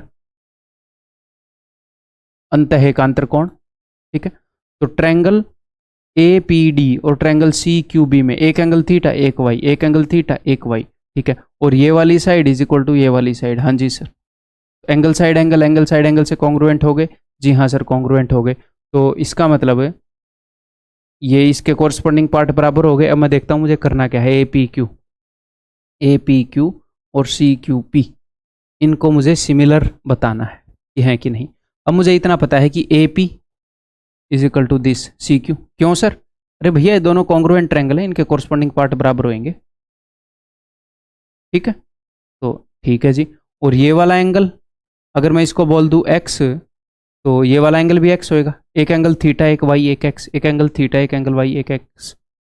ठीक है, तो ये वाला एंगल क्या हो जाएगा? ये वाला एंगल हो जाएगा जी x डैश 180 माइनस एक्स। तो बिकॉज ये स्ट्रेट लाइन है, डी भी एक स्ट्रेट लाइन है, ये x है तो ये x डैश, ऐसे ही बी डी एक स्ट्रेट लाइन है, ये x है तो ये x डैश। हाँ जी सर। और एक और बात, इन दोनों ट्रायंगल के अंदर पी ए क्यू और पी सी क्यू के अंदर ये लाइन पी क्यू जो है ये क्या है? लाइन पी क्यू कॉमन है इन दोनों में। तो देखो साइड एंगल साइड से दोनों कॉन्ग्रुएंट हो गई। हाँ जी सर, कॉन्ग्रुएंट हो गई। तो सिमिलर क्या, ये तो कॉन्ग्रुएंट होगी भैया। सिमिलर से भी अगली स्टेज होती है। सिमिलर यानी कि समान रूप की है, कॉन्ग्रुएंट यानी कि समान रूप की भी है, समान साइज की भी है। ठीक, क्लियर है?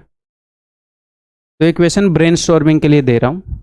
ऐसे क्वेश्चन ये जो मैं आपको दे रहा हूं, ये क्या ये फ्रीक्वेंट है? नहीं, ये बिल्कुल भी फ्रीक्वेंट नहीं है। कभी कभी किसी एक शिफ्ट में एक बार एक आता है। ठीक है, तो अपनी अंडरस्टैंडिंग तो उतनी होनी चाहिए कि हम कर पाए। इनसे डरने की जरूरत बिल्कुल भी नहीं है। ठीक है, मेरे इतने बताने के बावजूद भी डरोगे तो फिर मेरे पास इलाज नहीं है। आप मेरे ऊपर ब्लाइंड ट्रस्ट कर सकते हैं। ठीक है भाई, आई डिजर्व दैट। ईमानदारी से काम कर रहा हूँ, आई डिजर्व दैट। उसको मैं तोड़ूंगा नहीं। A B C D is a parallelogram. ठीक है भाई,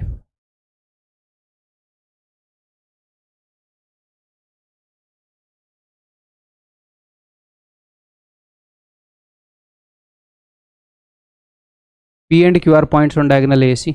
डायगोनल ए सी के ऊपर पॉइंट्स हैं P and Q, such that A P is equal to Q C. A P is equal to Q C. ठीक है भैया, ये बराबर दूरी पर लिए गए हैं। A P is equal to Q C. तो देखो सिमेट्रिकल सी बात हो रही है ना, ए पी और क्यू सी बराबर हैं।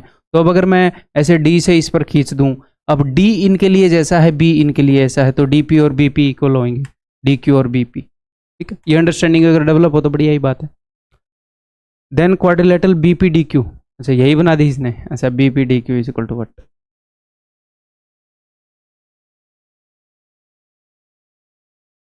ठीक, देखते हैं भाई, सोचो। अब आप एक काम कर सकते हो, मैं आपको बताऊं तो, मैंने इस पॉइंट पी और क्यू को बिल्कुल पास लिया है सी के। आप इसको थोड़ा दूर लेकर देख सकते हो, ऐसे बराबर दूरी पर। एग्जाम में मान लो इक्वेशन करना है तो ऐसे ही बना रहा है ना। फिर एक और बार फिगर बना के थोड़ा सा बिल्कुल यहाँ पर लेकर देख सकते हो, फिर आपको पता लग जाएगा कि लगभग क्या बन रहा है। ऐसे भी करने का तरीका होता है कई बार क्वेश्चन को, अगर मैथमेटिकली नहीं करना चाह रहे तो। ठीक है, अदरवाइज हम ऐसे ही करते हैं। तो यहाँ पर मैं क्या करूँगा, जैसे लास्ट क्वेश्चन में मैंने क्या किया था, उसने एंगल बाइसेक्टर दिया था कि ए पी एंगल बाइसेक्टर है, सी क्यू एंगल बाइसेक्टर है, तो ये एंगल को बाइसेक्ट कर रहा है। तो जहाँ पर एंगल बाइसेक्टर इन्वॉल्व था, मैंने वो वाली ट्रायंगल उठा ली। मैं उसी से प्रोसीड कर पाऊंगा, जहाँ पर इंफॉर्मेशन दी है उसी से मैं कुछ निकाल पाऊंगा। यहाँ पर क्या दिया है, उसने बोला A P is equal to Q C. ऐसी कोई जगह उठाएंगे फिर कि भैया ए पी जो है वो क्यू सी के बराबर है। तो फिर मैं ये दोनों उठा लूँ, ये सी बी क्यू सी और ए पी डी, या तो इन दोनों के साथ कुछ करने की कोशिश करूंगा या इन दोनों के साथ कुछ करने की कोशिश करूंगा। ठीक है भाई, मैं पहले इनको उठा रहा हूँ, देख रहा हूँ। तो बिकॉज ये डायगोनल है भैया, तो डायगोनल मैंने आपको बताया है ऐसे, ये अगर थीटा है तो ये थीटा होगा, ये अगर वाई है तो ये वाई होगा। ऐसे जेड बन रहे हैं, ऐसे जेड बन रहे हैं। तो ये अगर थीटा है तो ये थीटा हो जाएगा।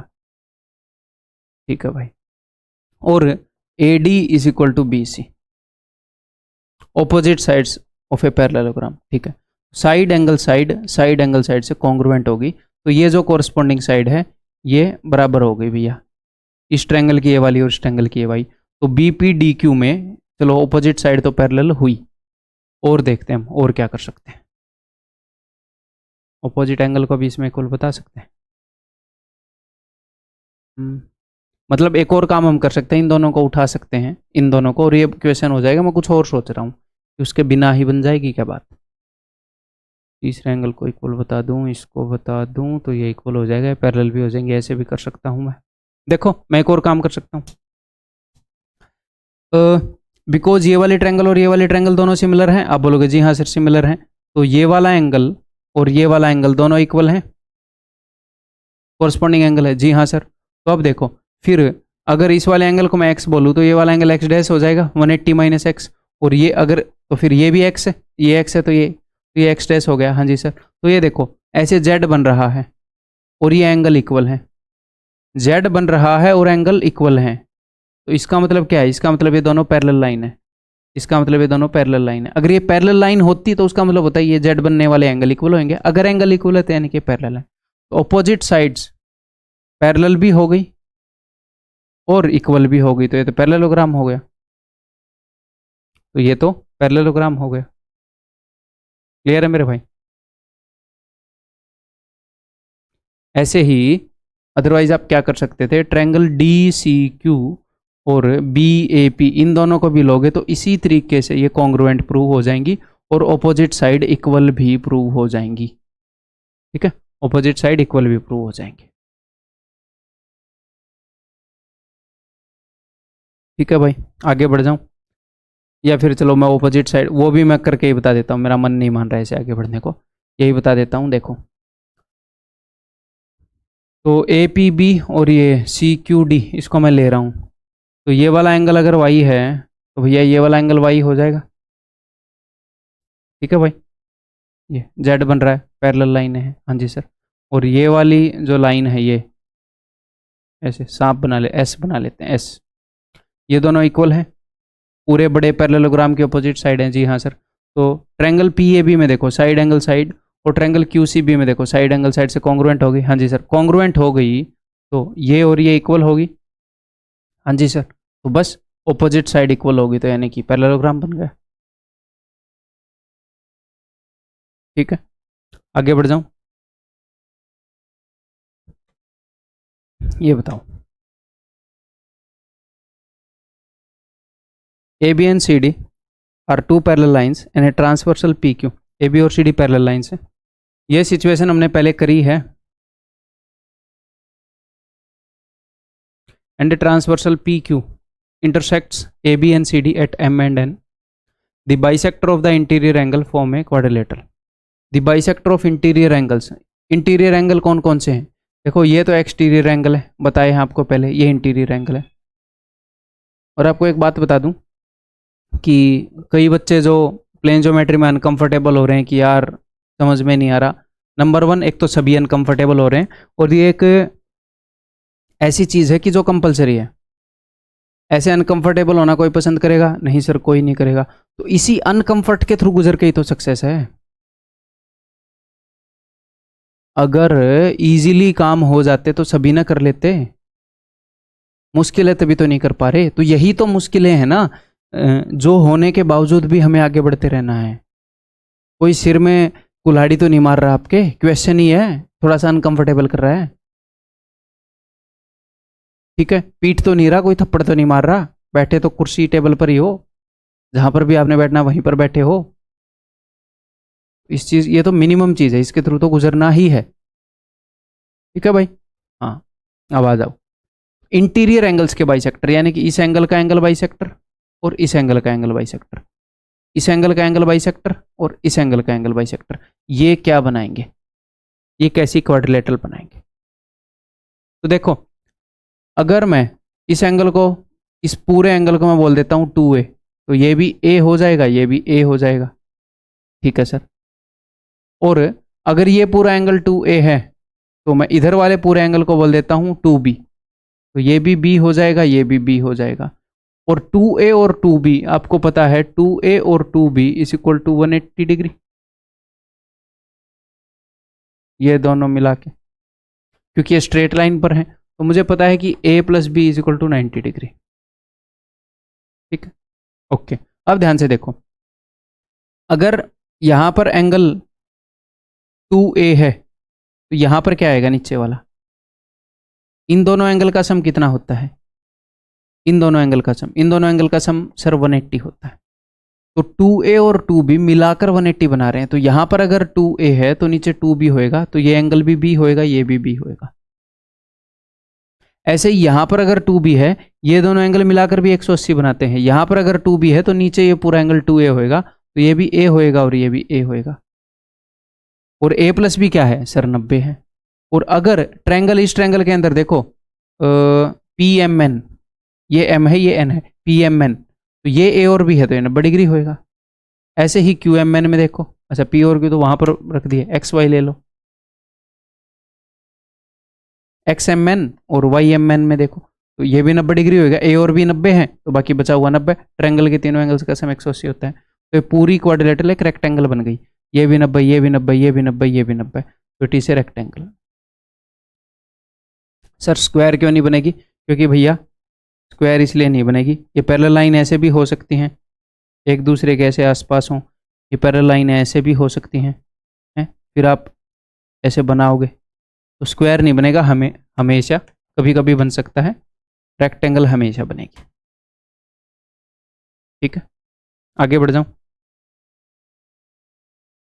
ये बताओ, मुझे लग रहा है, मैं सोच रहा था इसके अंदर पॉलीगन स्टार्ट करूंगा, बट इसी के ऊपर हम सम अप कर देंगे अपनी क्वाड्रिलेटरल के ऊपर ही, क्योंकि अगला टॉपिक मैं ये नहीं चाहता कि आपका दिमाग थका हुआ हो और मैं तब स्टार्ट करूं। ठीक है, फ्रेश माइंड से स्टार्ट करेंगे।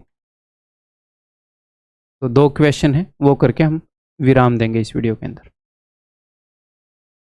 The measures of the angles of a quadrilateral taken in order are proportional to this. ये बोल रहा है कि कोई क्वाड्रिलेटरल है भैया, एक एंगल अगर 1 है तो ये 2 है, तो ये 3 है, तो ये 4 है, तो क्वाड्रिलेटरल कैसी होएगी? तो नंबर 1 तो आप इसमें एक काम कर सकते हो क्या, कि एक क्वाड्रिलेटरल के चारों एंगल्स का रेशियो क्या होता है, चारों एंगल्स का सम क्या होता है, सॉरी 360 डिग्री, तो आप निकाल लो। ठीक है, मतलब कि इंडिविजुअल एंगल्स निकाल लो, 4 और 3 7 और 2 9 और 1 10, तो 10 रिप्रेजेंट कर रहा है 360 डिग्री को, तो 1 यूनिट 10 यूनिट यानी कि 360 डिग्री, 1 यूनिट यानी कि 36, तो ये हो जाएगा भैया 36, ये हो जाएगा 72, ये हो जाएगा 108 और ये हो जाएगा 72 का डबल 144। ऐसे निकाल लो, फिर कुछ कंक्लूड करने की सोचो, फिर कुछ कंक्लूड करने की सोचो कि क्या बन रहा है। हालांकि मैंने गलती से, बिकॉज वो क्वेश्चन पढ़ा और ये दिमाग में सोल्व कर लिया मैंने, ये दिमाग में सोल्व हो जाएगा इजीली, कैसे बताऊंगा, और गलती से मैंने फिगर वैसी ही बना दी, ये गलती हो गई। देखो इन दोनों का सम कितना है, इन दोनों का सम है 180 डिग्री, इन दोनों का सम कितना है, इन दोनों का सम है 180 डिग्री। तो अगर 2 लाइनें ऐसे खींच रखी हैं और इन दोनों का सम 180, इसका मतलब क्या है, इसका मतलब ये पैरेलल है, ये पैरेलल है, इसके अलावा और कुछ हम प्रूव नहीं कर पाएंगे। तो सिर्फ इतना प्रूव कर पाए कि ऑपोजिट साइड्स पैरेलल हैं, तो ऑपोजिट साइड किस में पैरेलल होती हैं, ट्रेपेजियम में, इसमें पैरेलल होती हैं ट्रेपेजियम में। ठीक है, तो इसको दिमाग में कैसे कर पाए सर, मैं आपको बताता हूं। देखो ट्रेपेजियम में क्या होता है, ट्रेपेजियम में इन दोनों एंगल का सम 180 डिग्री है और इन दोनों एंगल का सम 180 डिग्री है ना, बिकॉज ये पैरेलल है। हाँ जी सर, तो मैं ऐसे बोल सकता हूं कि हाफ एंगल इधर है, total, because total angle 360 degree होता है चारों का सम, एंगल्स के पास जितना भी मटेरियल है आधा इन दोनों के पास है, आधा इन दोनों के पास है। हाँ जी सर, तो कभी भी जब आपको ऐसे लगे ना कि इस रेशियो में है, किसी भी रेशियो में हो, किसी भी क्वाड्रिलेटरल के एंगल, अगर इन दोनों के पास 5 यूनिट है, इन दोनों के पास 5 यूनिट है, तो 2 एंगल्स के पास आधा मटेरियल है, 2 एंगल्स के पास आधा मटेरियल है, यानी कि वो ट्रेपेजियम बन जाएगा। और खास करके कब देखना, पहला दूसरा तीसरा चौथा, पहले और चौथे के पास आधा मटेरियल और दूसरे और तीसरे के पास आधा मटेरियल, पहले और आखिरी के पास आधा मटेरियल, दूसरे और तीसरे के पास आधा मटेरियल, तो यानी कि वो ट्रेपेजियम बन जाएगा। अब क्या होगा आगे से, अपने आप आपको ये बात याद रहेगी। ठीक है, आगे बढ़ जाऊं, ये लास्ट क्वेश्चन है भाई, ऐसे ही रैंडम सा क्वेश्चन है, डरना नहीं है, बट मैं यहाँ पर आपको रैंडम चीज़ों से इंट्रोडक्शन करवाऊंगा आपकी। पहली बार इन चीज़ों को नहीं देखोगे तभी तो कंफर्टेबल रहोगे, अगर एग्जाम में आ गई तो टाइम बचाकर इनको निकाल पाओगे, है ना। ठीक है भाई, तो इसीलिए रैंडम क्वेश्चन लाने पड़ते हैं। If ABCD is a quadrilateral whose diagonals AB and BD intersect at O,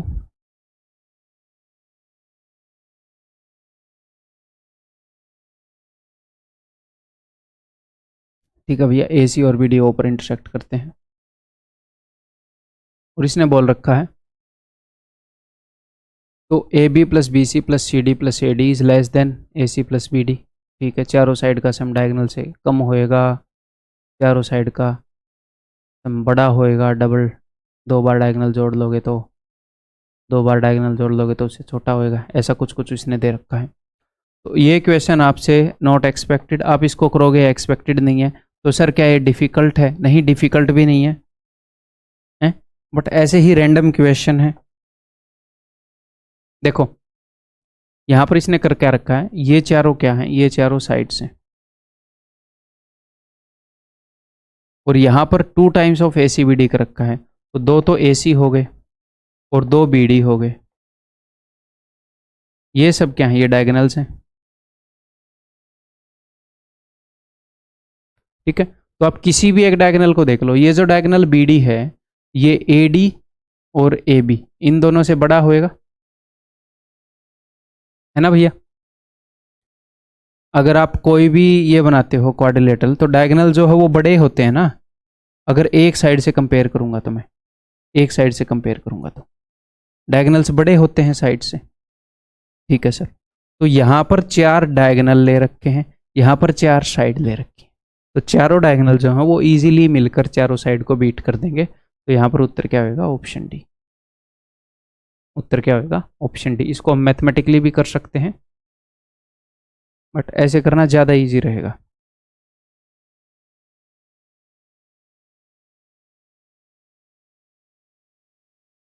या फिर इसको मैथमेटिकली सोच के बताऊं, और कोई रिलेशन है ऊपर जो हो सकती है? A B B C C D D A, this will be greater than A C plus B D. ये भी ठीक है यार, दोनों डायगोनल से अगर चारों साइड को मैं जोड़ूंगा, मे भी ये बड़ी हो जाए। इसके बारे में मैं पक्का फिर कह नहीं सकता। ये मतलब क्वेश्चन जिस भी बंदे ने बनाया है, कंट्रोवर्शियल सा क्वेश्चन बना रखा है शायद। देखें, अगर मैं उसके अंदर देखूं, इसके अंदर देखूं, तो sum of these two is greater than this, ऐसे ही कर रखा है इसने। ठीक ठीक ठीक, समझ गया मैं क्वेश्चन कैसे बना रखा है। देखो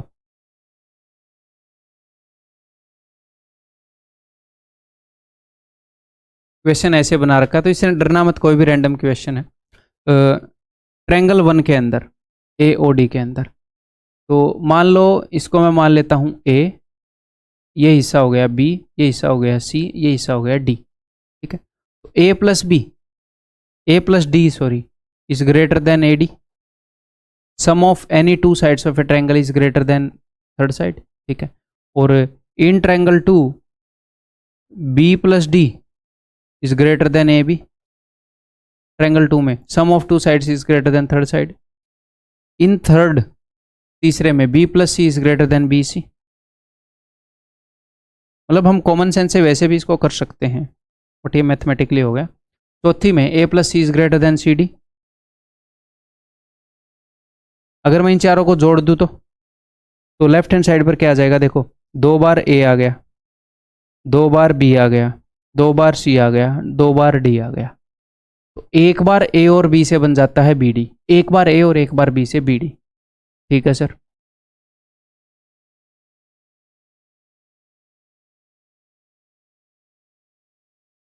तो 2 बार ए और 2 बार बी से क्या बन जाएगा? 2 बार बी डी। तो 2 B D plus 2 A C will be greater than सारी साइड्स का सम।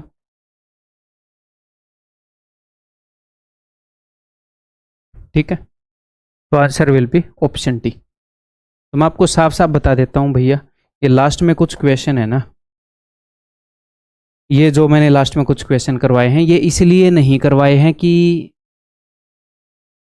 लाइक ये क्वेश्चन आएगा एकदम से आप कर लोगे हैं, या फिर अभी आप इसको कर लोगे। जस्ट आपके ब्रेन को ओपन अप करने के लिए, इन सिचुएशन से फैमिलियर कराने के लिए। कभी अपने क्वेश्चन के अंदर ऐसी एक छोटी सी सिचुएशन आ गई, ये पूरी नहीं आई, तो उसके साथ आप कंफर्टेबल रहो, आप उस डायरेक्शन में सोच पाओ। तो प्लीज़ इन चीज़ों से अपना कॉन्फिडेंस डाउन मत करना। बहुत रेयर चांस है मिसलेनियस वाले क्वेश्चन आए, बहुत रेयर। बट क्या ऐसी सिचुएशन अपने क्वेश्चन में दिख सकती है? जी हाँ, दिख सकती है।